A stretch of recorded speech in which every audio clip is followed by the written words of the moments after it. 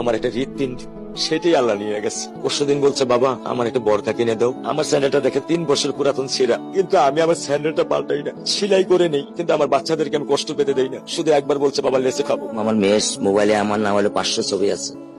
আমি এখনো সাহস পাইনি আমার মেয়ের একটা ছবি বের করে দেখতে। আমার সেই সাহস নাই। আমি সেই সব হারাই ফেলছি, কারণ ও আমার ছিল হৃৎপিণ্ড। ওর জীবনে এমন কোন চাওয়া নাই যেটা আমি পূরণ করি নাই। পরশুদিন বলছে, বাবা আমার একটা বরকা কিনে দাও। আমার চাচাতো ভাই বললো, ভাই ইসলামপুর থেকে 300-400 টাকা পাওয়া যায়। আমি সাথে সাথে নিউ মার্কেট থেকে আমি 1000 টাকা দিয়ে আমার মেয়েকে বরকা এনে দিচ্ছি। আমি দরিদ্র, ভাঙা বাসায় থাকি, কিন্তু আমার সন্তানদেরকে আমি কখনোই দারিদ্রতা স্বাদ পেতে দেইনি।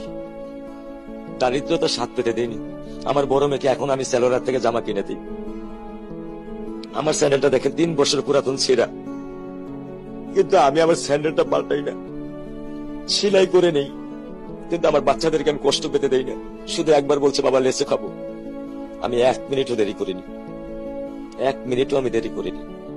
ও আমার একটা হৃৎপিণ্ড, সেটাই আল্লাহ নিয়ে গেছে। আলহামদুলিল্লাহ, শুকরিয়া, আল্লাহ দিছে, আল্লাহ নিয়ে গেছে। আমার কোনো কষ্ট নেই। আমি তো চাইলে পারতাম না। অনেক দম্পতি আছে যাদের সন্তান নেই, আল্লাহ দিছে, আল্লাহ নিয়ে গেছে। আমি আলহামদুলিল্লাহ করি আল্লাহ গেছে।